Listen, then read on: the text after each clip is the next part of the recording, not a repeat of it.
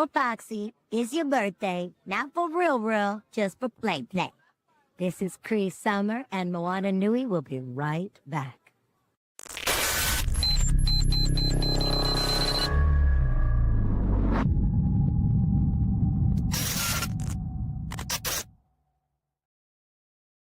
Aloha mai kako, everyone. Welcome back to tonight's episode of Mana Bombs.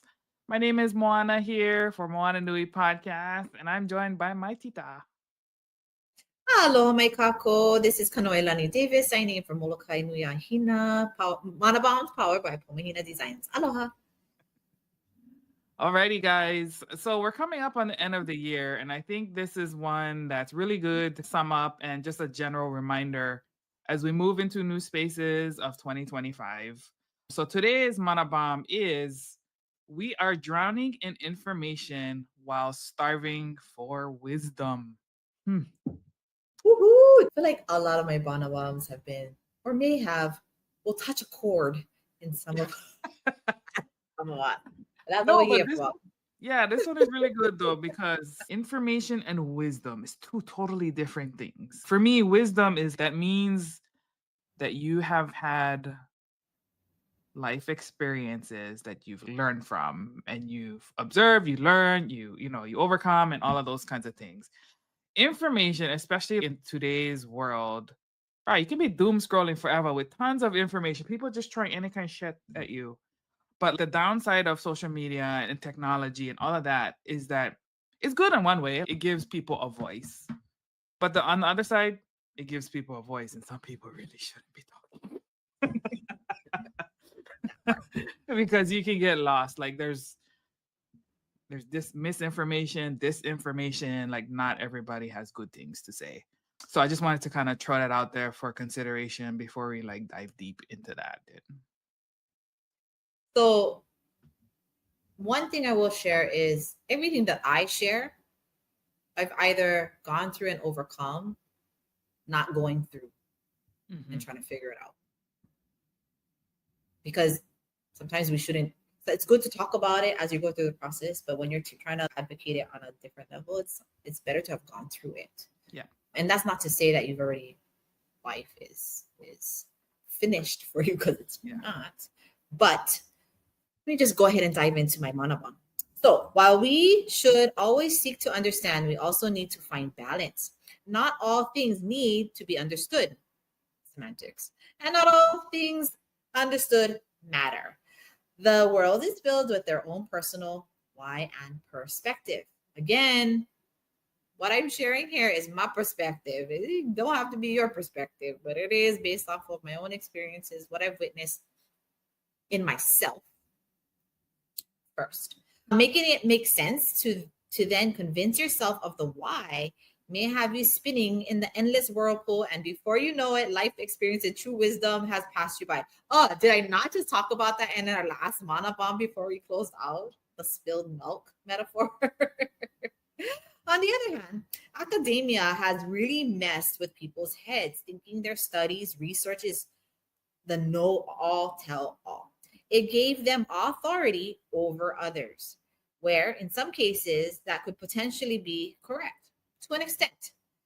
In many, what's in the head is not more powerful than what has been in the experience, on top of the ever-changing information, answers, and whys of discovery. I'll explain a little bit more about that in a sec. I say this because of the colonizing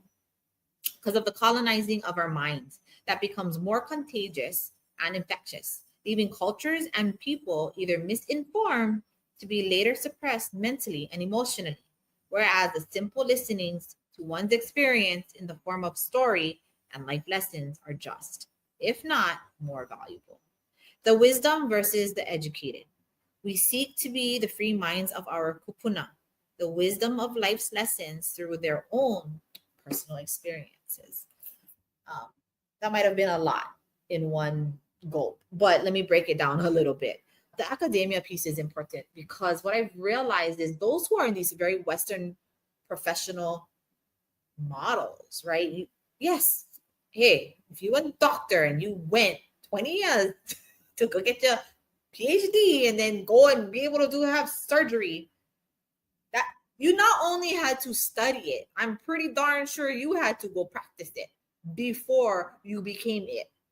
So that's a little different from the researcher who decides that they're going to go into research all these things. I'm going to speak specifically around our Native Hawaiian culture because I see this a lot in our communities. It's so ugly.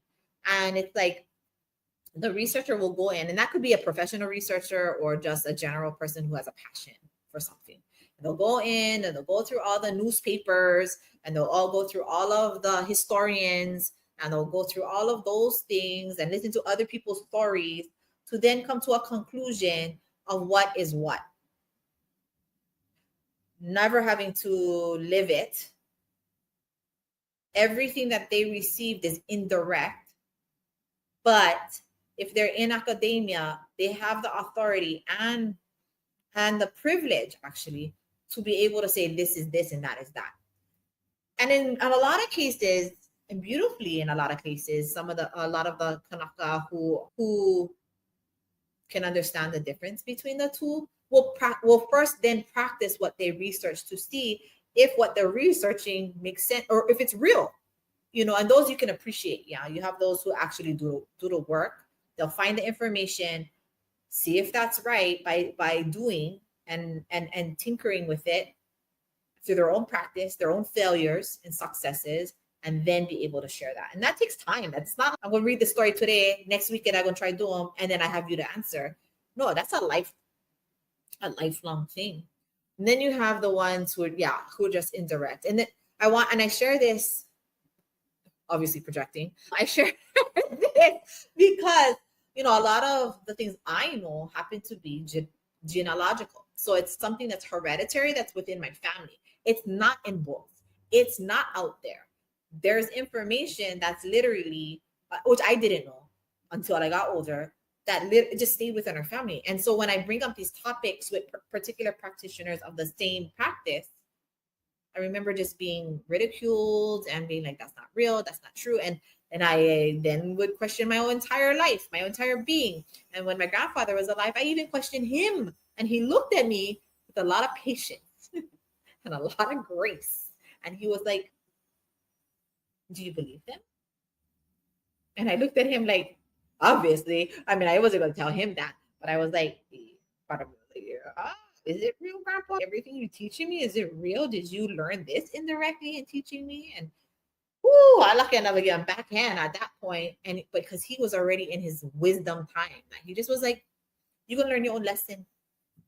And he goes, you have to figure out what is real. I didn't do all, he didn't say this in all these words. This is what came up in my head as I thought in life. And it took me about 1.5 years, almost 2 years, to really believe that everything he taught me was real. 2.5 years or 1.5 years. So it's a lot. So it's not a switch. I don't feel like if it's a switch for you, check yourself.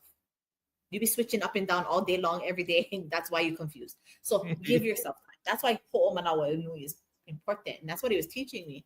And he, in the questioning of who I was and what I was taught for all those months and over 1 year, almost 2 years, I learned, oh no, why did I even question it? It should have never been questioned. Because ironically, again, I love that word, irony. All those people who said, you're not this, you're not that, you're not this. Ooh, funny how they're using the same terminology, the same practices. And why? Because I stuck to my ground and I carried on the kuleana of my kupuna, the kuleana that was given to me with aloha. And I didn't ask for it. I don't think it's a burden, but they needed to test me to see if I was strong enough to withstand all storms, all chaos, without moving and budging. And they needed to see that in me, even from the most elite, quote unquote, elitists of our society in the realm of our Kanaka. And in my observations was able to see a lot. And I still have aloha for a lot of people. It doesn't bother me here or there. Those projections are gone. But I needed to share that because I wanted those who perhaps are in the same shoes I'm in, which I'm finding is a very rare space, usually the ones that who are in my shoes are older than me. Mm-hmm.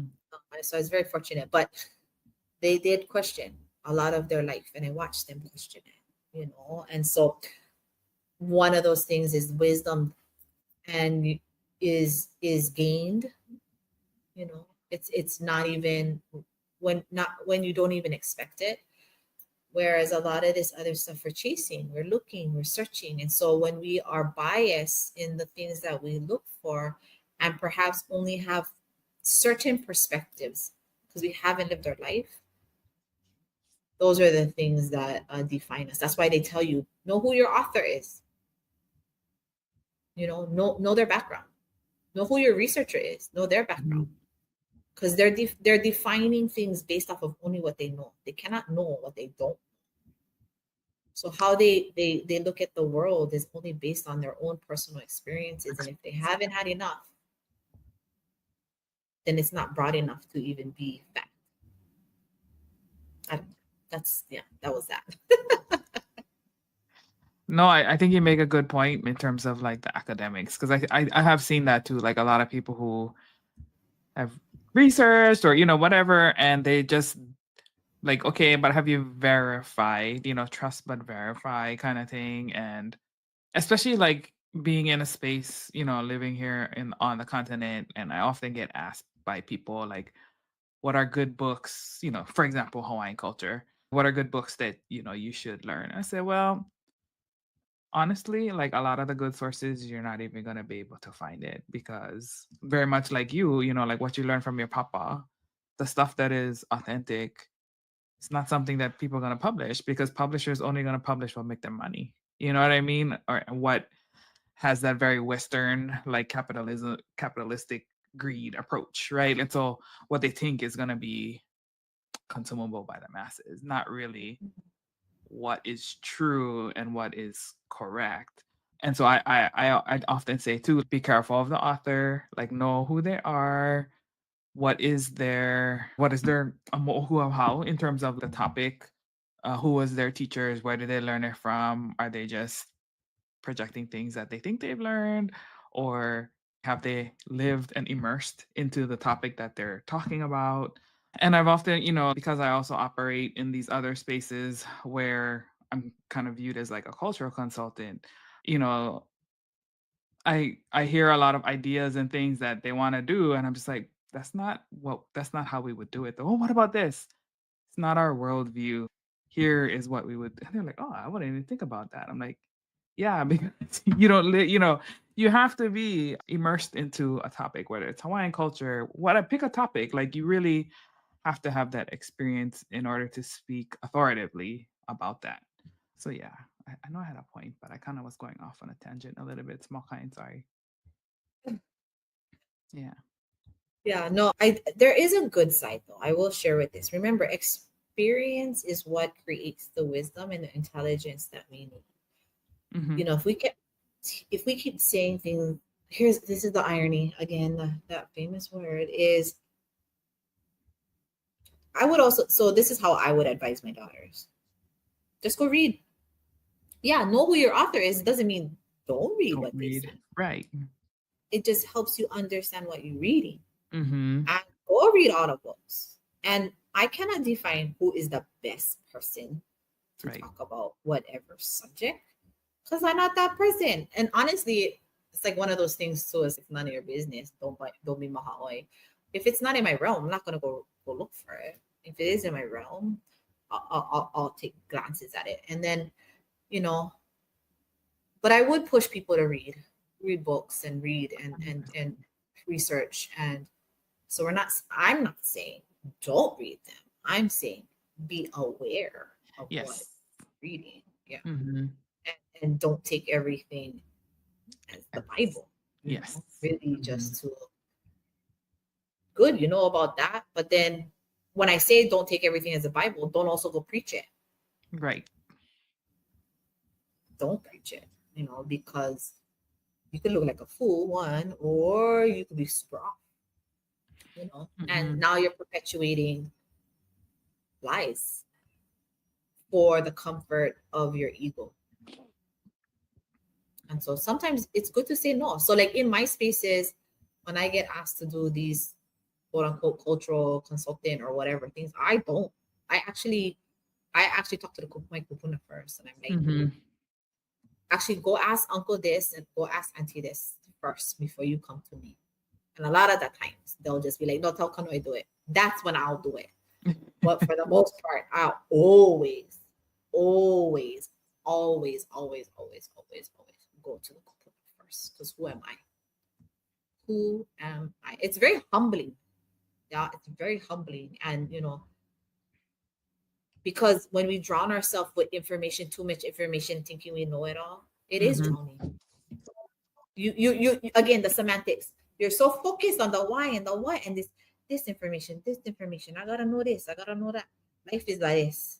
You miss when Kupuna said, oh, come baby, we go learn how to weave. Oh no, I gotta go look at this, I gotta go read this, I gotta go do this, da da da da da. Oh baby, come, we're gonna go up the mountain, go do this, we're gonna clean the stones. No, I gotta do this. Funny how we gonna put effort in reading the book and studying it. But when given the opportunity to go clean one spot, go learn how to go clean and gather lao, you turn those down. We are so used to having an indirect way of experiences Mm-hmm. that's why people don't know who they are. And I watch people, I listen. They'll watch a movie, they'll read a book, they'll listen to their friends' stories. And it's funny because they tell the stories as if it was theirs.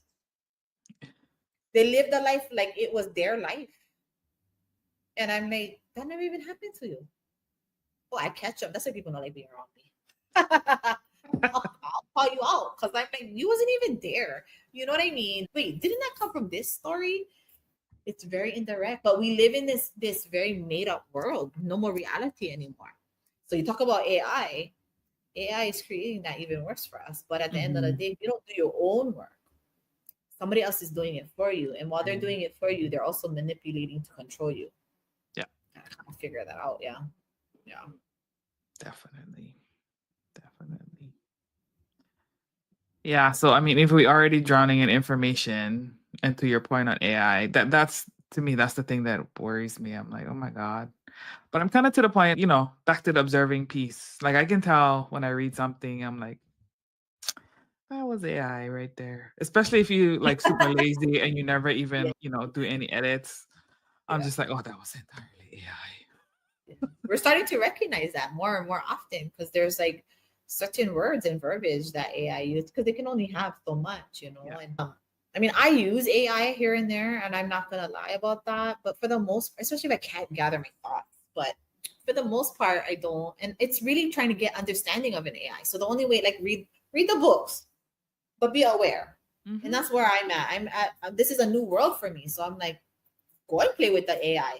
So I understand. And I'm the kind of person too that's why probably I have a lot more experiences than people actually know about because I don't say no, I just go.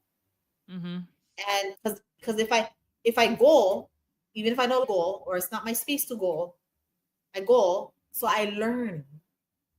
And then now I can share that experience so I better understand others because of the work I do. So it's I like to think it's okay. Now I'll use an example. One friend who was very much into dating apps, right? Like super consumed by it, like almost kind of look toxic type, But I did hard for me to be like, you know what, shouldn't be doing that. You shouldn't. I hate that word, shouldn't. Like you shouldn't do this, you shouldn't do that. How I gonna say something when I don't even know anything about it? So what did I do? I jumped on with her. And I went in and I went to go be a part of that world with her. Not the dating part and not like that kind of action, but like in the apps and stuff, because there was other things. I thought it was just like my naughty brain was thinking it was one thing, but it was really this innocent side of this other thing. And so going in, I stayed in for a few months and then realized, yeah, this definitely is not for me. But then I also could better understand her. Yeah.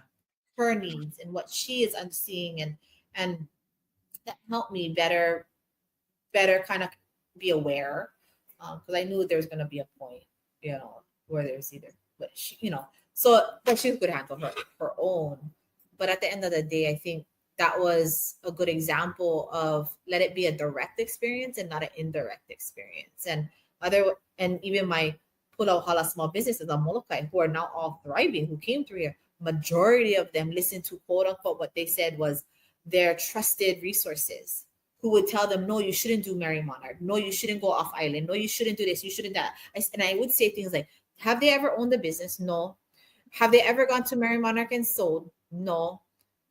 So why again you listening to them as if they know? Oh, because they're your trusted source. I think you better reevaluate your trusted sources because they're probably manipulating you with their own personal fears. And then boom, you see people, once they figured that out and what I had shared with them, their whole life changed. Yeah. Yeah, it's amazing when you start to observe. No, yeah, for sure. I mean, and it's not like you gotta stop listening to them at all, but just don't listen to them for business stuff because people who have not operated a business cannot even begin to imagine what it's like to operate a business. But I see this happening a lot though. Like people listen to folks who have no expertise within the, business. And like you said, like it really is their own insecurities, I'm sorry, insecurities.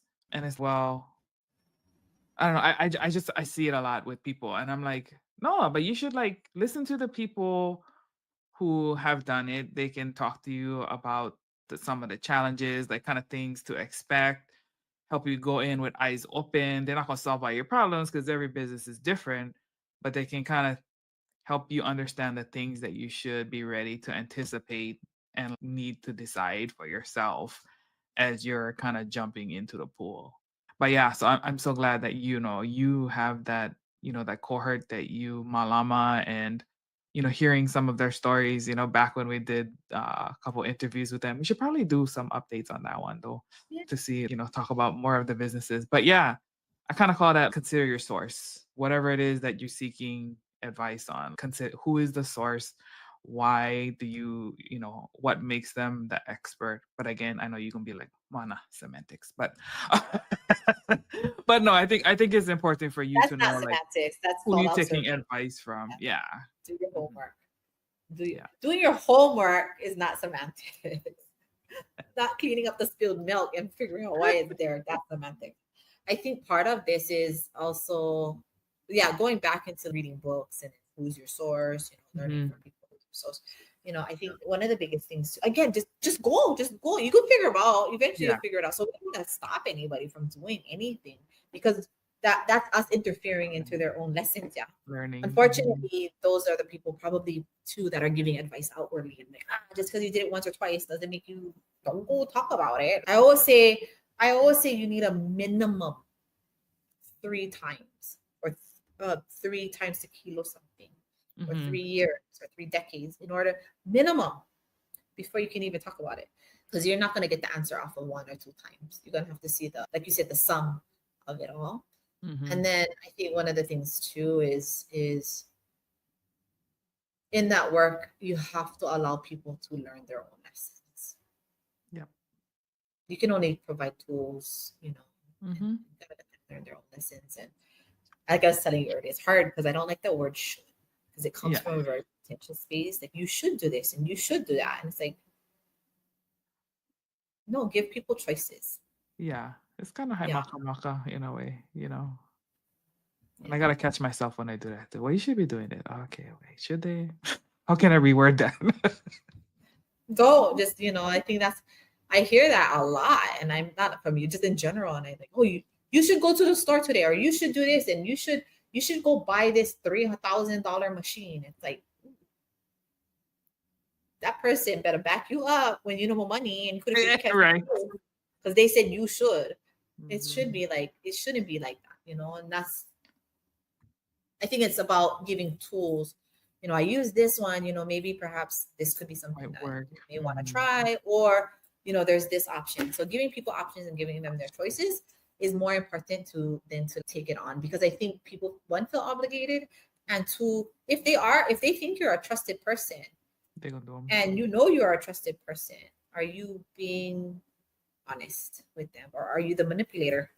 What role do you play in their success and their demise? And if it's hopefully giving them the tools so they can figure it out, that's probably better and more important, even if they fail. There was a lesson learned. Mm-hmm. I mean, there's always going to be a lesson learned, no matter what. It's a short lesson or a long lesson. So many lessons. So many lessons. Yeah. But hopefully that helps you folks out there. And for the ones who are seeking information, know what you want, be specific about what you're trying to look for.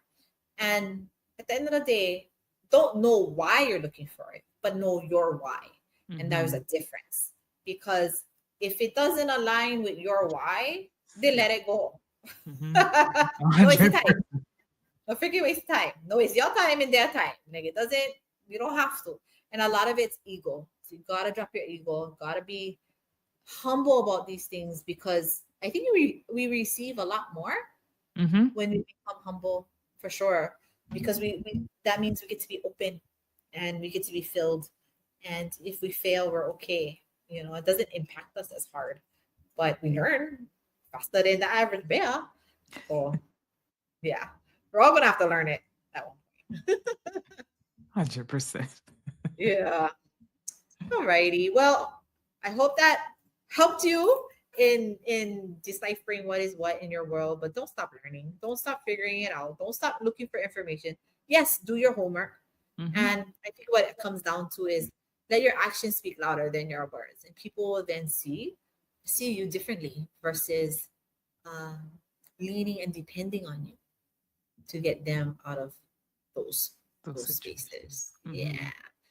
So signing off from the island of Molokai Nui, Mahina, it's me, Kanoilani Davis of Moananuipodcast podcast, powered by Mahina Designs. Awesome. Yep. And this is Moana from moananuipodcast. Happy holidays. Happy New Year coming. Haoli la makahiki ho 2020. Lono ika makahiki. Yeah, lono ika Kiala polohiva a kanaloa. Yeah, all the things. The season of deepening and all kind of excitement and mana going on in the world. Yeah. Yes, and I love it. I'm here for it. But yes, hope you guys are doing well. Hope you guys are safe. Take care of yourself. Take care of each other. Until next time, ahui ho kako. Ahui ho.